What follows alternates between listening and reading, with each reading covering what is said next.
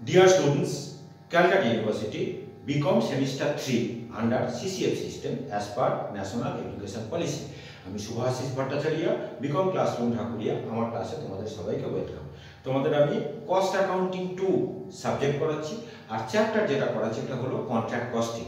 আগের দিন আমি কন্ট্রাক্ট কস্টিং এর ফার্স্ট ডে ক্লাস আমি ভিডিও দিয়েছিলাম, একটা কমপ্লিট সাম কিন্তু আমি করে দিয়েছিলাম। আজকের একটা ইম্পর্টেন্ট সাম কিন্তু আমি করিয়ে দেবো। আগে বলে দিই, এটা কিন্তু আগের দিনের মতো কিন্তু কোনো কমপ্লিট সাম না, এখানে শুধু মানে তোমাকে প্রফিট কতখানি আমরা ক্যারি ফরওয়ার্ড করবো প্রফিট অ্যান্ড লস অ্যাকাউন্টে সেইটা কিন্তু আমাদের বার করতে লাগবে। এই ব্যাপারে আমি আগের দিনকে সব বলে দিয়েছিলাম যে আমরা যে অঙ্কগুলো এগুলো করছি এগুলো কিন্তু সব ইনকমপ্লিট কন্ট্রাক্ট। ইনকমপ্লিট কন্ট্রাক্ট মানে এখানে যে বছরের শেষে যে প্রফিটটা আমরা নিই এটা কিন্তু আমাদের অ্যাকচুয়াল প্রফিট না, এটাকে আমরা করি এস্টিমেটেড প্রফিট। কারণ কি, আমাদের গভর্নমেন্টকে ট্যাক্স পে করতে হয়, যে কনস্ট্রাকশন কোম্পানি আছে তাকে গভর্নমেন্টকে ট্যাক্স পে করতে হবে বা তাদের শেয়ার হোল্ডারদের ডিভিডেন্ড পে করতে লাগবে, যার জন্য প্রত্যেক বছরের প্রফিট কিন্তু ক্যালকুলেট করতে লাগে। তো এই যে প্রফিটটা আমরা মানে দেখাই কন্ট্রাক্ট অ্যাকাউন্টে, এটা কিন্তু অ্যাকচুয়াল প্রফিট না, কারণ অ্যাকচুয়াল প্রফিট আমরা কিন্তু পাবো মানে after completion of the contract. তাহলে একটা এস্টিমেটেড প্রফিট আমরা কিন্তু প্রফিটে ট্রান্সফার করব, তো প্রফিট এন্ড লস অ্যাকাউন্টে ট্রান্সফার করব, সেইটাই কিন্তু আমাদের এখানে অঙ্কটা বার করতে বলেছে। আর এই অঙ্কটা কিন্তু খুব ইম্পর্টেন্ট সাম, আগে কিন্তু অনেকবার কিন্তু এই অঙ্কটা পরীক্ষায় দিয়েছিল, তোমাদের বছরের জন্য যথারীতি বলে দিচ্ছি সামটা কিন্তু খুব ইম্পর্টেন্ট সাম। ঠিক আছে, আমি অঙ্কটা একটুখানি পড়ে দিচ্ছি, যথারীতি যখন বেশি সময় লাগবে না, যথারীতি যখন মানে ইউটিউব চ্যানেলে আপলোড করব, ডেসক্রিপশনে গেলে তোমরা লিংক পেয়ে যাবে, লিংক থেকে কিন্তু তোমরা প্রবলেমটা দেখে নিতে পারবে। ঠিক আছে, আমি অঙ্কটা একটুখানি পড়ে দিচ্ছি। দেখো, বলছে যে P Limited has supplied the following information in respect of incomplete contract, আগেই বলে দিলাম incomplete contract as of 31st March 2024। আমাদের দুটো কন্ট্রাক্ট বলে দিয়েছে, একটা কন্ট্রাক্ট A আর একটা কন্ট্রাক্ট B। তো দুজনকার ইনফরমেশন কি কি দিয়েছে, আমাদের কন্ট্রাক্ট প্রাইস বলে দিয়েছে, ওয়ার্ক সার্টিফাইড বলে দিয়েছে, বলেছে estimated cost of completion of contract বলে দিয়েছে, আমাদের দুটো কন্ট্রাক্টেরই বলে দিয়েছে, ক্যাশ রিসিভ বলে দিয়েছে দুটো কন্ট্রাক্টেরই, তোমাকে আনসার্টিফাইড ওয়ার্ক বলে দিয়েছে দুটো কন্ট্রাক্টেরই, আর লাস্টে বলেছে যে কস্ট অফ তোমার কন্ট্রাক্ট ব্র্যাকেটে বলেছে expenditure incurred up to 31st March 2024, দুটো কন্ট্রাক্টেরই আমাদের কিন্তু বলে দিয়েছে। বলেছে calculate the profit to be carried to profit or loss account for the year ended 31st March 2024। তাহলে আমাদের কিন্তু কোনো কন্ট্রাক্ট অ্যাকাউন্ট কিন্তু বানাতে দিল না, শুধুমাত্র প্রফিট অর লস অ্যাকাউন্টে কত টাকা আমরা ক্যারি ফরওয়ার্ড করব সেটা কিন্তু আমাদের বার করতে বলেছে। এই ব্যাপারে কিন্তু আগের দিন আমি বলেছিলাম, আগের ভিডিও ক্লাস তোমরা নিশ্চয়ই দেখবে, হ্যাঁ, তাহলে বুঝতেও তোমাদের সুবিধা হবে। দেখো, আমি চারটে ফর্মুলা বলেছিলাম। কি বলেছিলাম, যে আমাদের আগে মানে ওয়ার্ক সার্টিফাইডের পার্সেন্টেজটাকে বার করে নিতে লাগে, মানে percentage of work certified of contract price, তার উপরে কিন্তু ডিপেন্ড করবে যে আমরা প্রফিট কতখানি মানে প্রফিট অর লস অ্যাকাউন্টে ক্যারি ফরওয়ার্ড করব। কি বলেছিলাম, যদি পার্সেন্টেজ অফ ওয়ার্ক সার্টিফাইড মানে বিলো 25% হয়, সেক্ষেত্রে no profit need to be transfer to profit or loss account, আগের দিনে ভিডিওতে আমি বলে দিয়েছিলাম। তারপরে বলেছিলাম যে পার্সেন্টেজ অফ ওয়ার্ক সার্টিফাইড যদি 25% বা মোর দ্যান 25% হয়, আর যদি বিলো মানে বিলো যদি 50% হয়, তখন বলেছিলাম 1/3 into notional profit into cash receive by work certified, এই টাকাটা দিয়ে আমরা মানে প্রফিট অর লস অ্যাকাউন্টে ক্যারি ফরওয়ার্ড করব। থার্ডটা বলেছিলাম যে পার্সেন্টেজ অফ ওয়ার্ক সার্টিফাইড যদি 50% বা তার বেশি হয়, কিন্তু লেস দ্যান যদি 75% হয়, তখন আমরা করি ওই 1/3টা আগেরটা জাস্ট 2/3 হয়ে যায়, মানে 2/3 into notional profit into cash receive by work certified.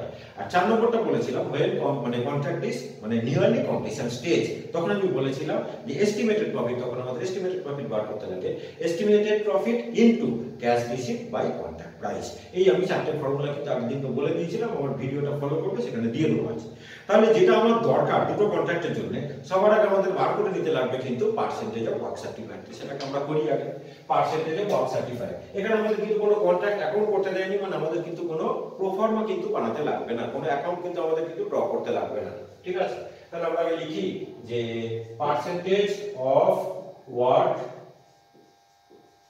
Certified, most important something যেটা বলে দিলাম, পার্সেন্টেজ অফ ওয়ার্ক সার্টিফাইড। আমি ফর্মুলাটাও লিখে দিচ্ছি যে ওয়ার্ক সার্টিফাইড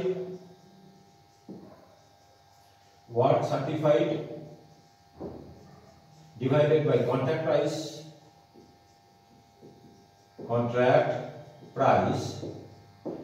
into 100। তাহলে দুটো কন্ট্রাক্টে আমরা বার করব for contract A, contract A আমাদের ওয়ার্ক সার্টিফাইড কত বলে দেওয়া আছে, কন্ট্রাক্ট প্রাইস কত বলে দেওয়া আছে আমরা করছি।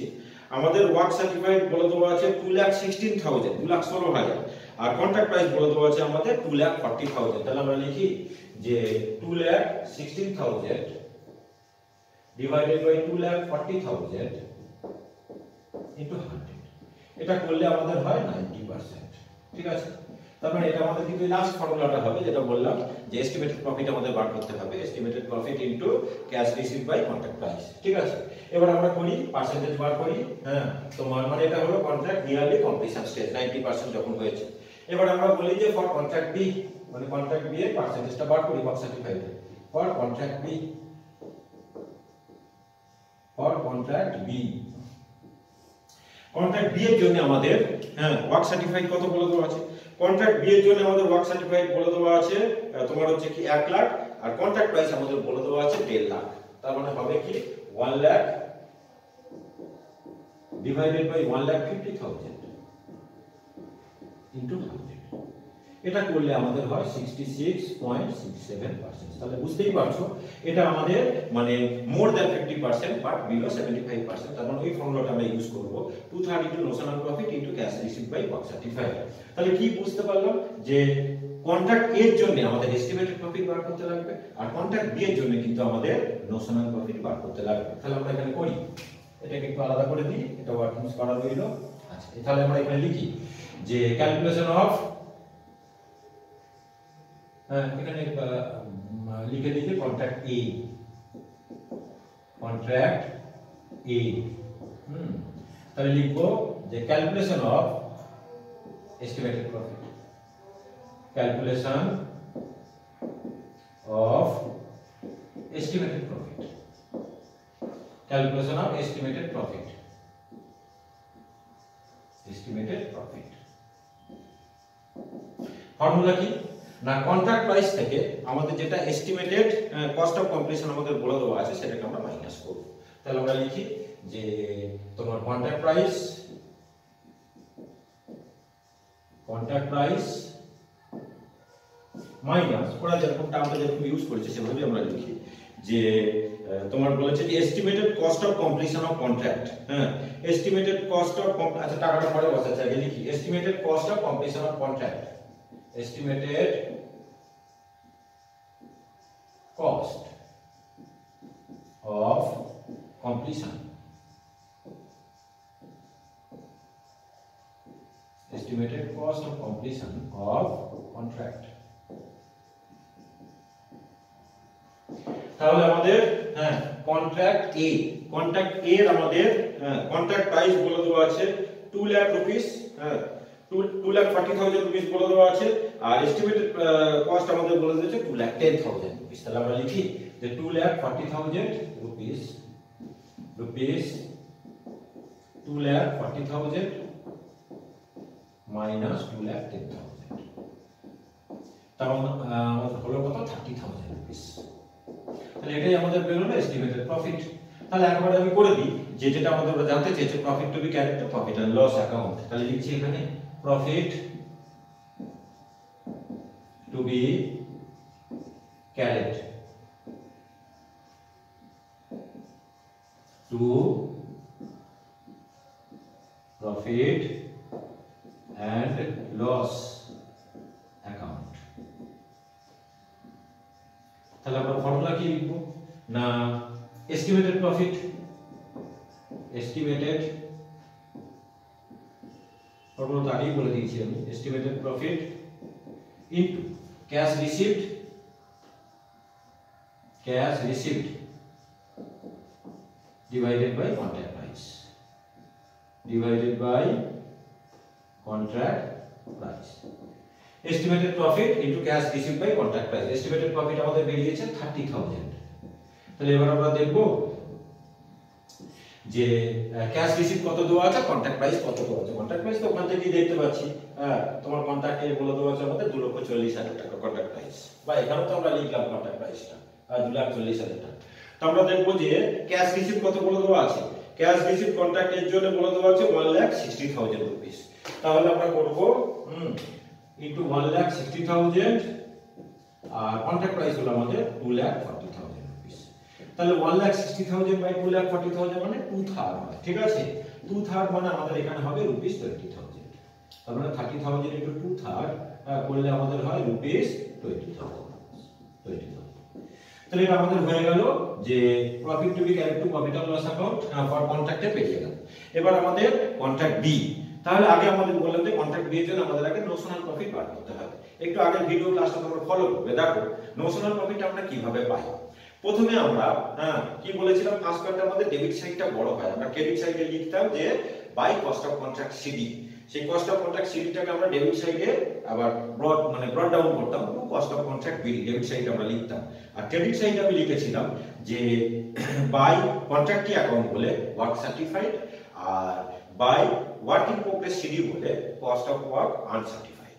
এবারে ক্রেডিট সাইডটা বড় হয়েছিল, ডেবিট সাইডে যে ব্যালেন্সটা আমাদের বেরিয়েছিল মানে কস্ট অফ কন্ট্রাক্ট বিলটা মাইনাস করে, ওটাকে আমরা বলেছিলাম নোশনাল প্রফিট। তাহলে নোশনাল প্রফিট বার করবার ফর্মুলা আমি কি বললাম, ওয়ার্ক সার্টিফাইড তার সঙ্গে মানে কস্ট অফ ওয়ার্ক আনসার্টিফাইড দুটোকে অ্যাড করব, তার থেকে তোমার ওই মানে আপ টু ডেট যেটা মানে কস্ট আমাদের ওই কস্ট অফ কন্ট্রাক্ট যেটা সিডি সেটাকে আমরা মাইনাস করে দেবো, কস্ট অফ কন্ট্রাক্ট বিডি করে যেটা ঘুরিয়ে আনবো।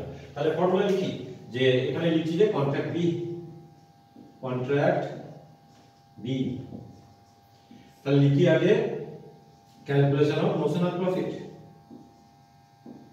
ক্যালকুলেশন অফ নোশনাল প্রফিট, এটাকে অনেকে অ্যাকাউন্টিং প্রফিটও বলে। Calculation of notional profit, notional প্রফিটকে কেউ কেউ অ্যাকাউন্টিং প্রফিটও বলে। তাহলে ফর্মুলা কি বলবো যে ওয়ার্ক সার্টিফাইড, ওয়ার্ক সার্টিফাইড। তো কন্ট্রাক্ট বি এর আমাদের ওয়ার্ক সার্টিফাইড, কন্ট্রাক্ট বি এর আমাদের ওয়ার্ক সার্টিফাইড বলে দেওয়া আছে আমাদের 1 লাখ, ঠিক আছে।